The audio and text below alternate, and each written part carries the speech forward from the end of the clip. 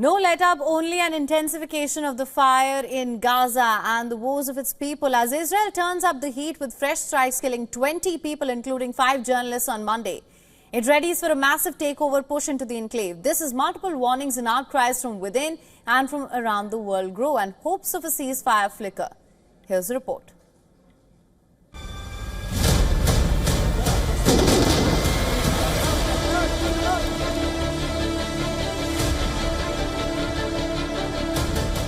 The second blast, minutes after the first, on at Gaza's Nasser hospital on Monday. It's the 5th distinct instance of this medical facility being hit.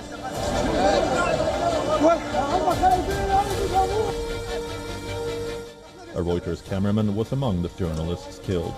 More than 240 Palestinian journalists have been killed in Gaza since October 2023.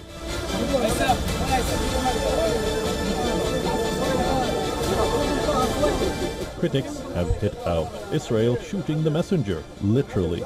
Journalists being tagged terrorists is a hard one for Team Netanyahu to justify.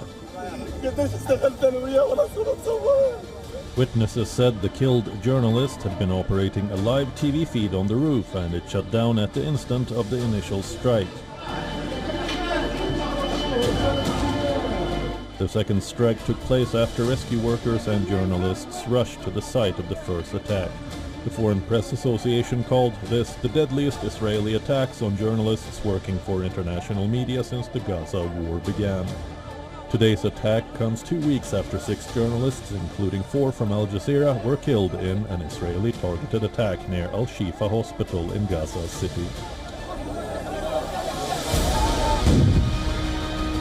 As Israeli tanks and soldiers amass at the border, airstrikes pound the outskirts of Gaza City, and Israeli leaders vow to push forward with a full assault.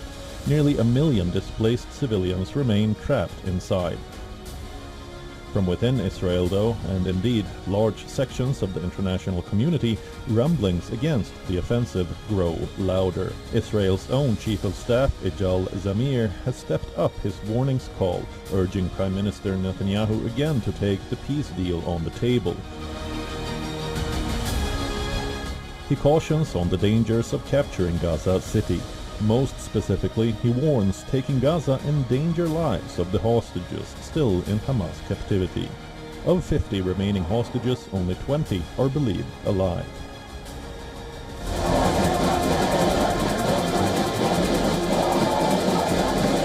Besides the uproar within Israel itself, from Europe to Africa to Australia, protests are growing against Israel's war in Gaza. In Copenhagen, thousands marched outside Parliament. Families, unions, aid groups and activists, including Greta Thunberg, demanded Denmark recognize a Palestinian state.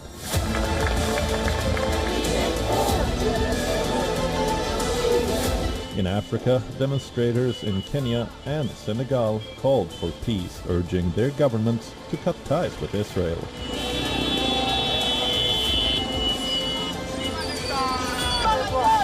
Together, these demonstrations send a global message. Stop the war, end the attacks on Gaza, and recognize Palestinian rights. Prime Minister Benjamin Netanyahu's cabinet meets on Tuesday to discuss the latest proposal advanced by regional mediators, which Hamas accepted a week ago. On the ground, Gaza's people suffer on. Nearly 2 years into the war, Gazan authorities say the official death toll has crossed 62,000 Palestinians, most of them women and children. Aid agencies say famine, starvation and destruction are at unimaginable levels. Basic supplies, food, water, medicine remain cut off. Nearly 1 million displaced civilians are now trapped in Gaza City.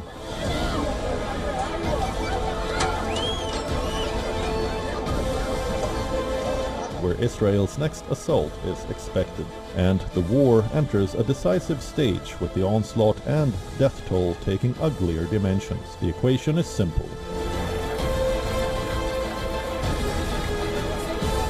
Israel's generals warn of risk to hostages. Hamas accuses Netanyahu of blocking peace, and Gaza's civilians continue to pay the highest price. Bureau Report, WION, World is One.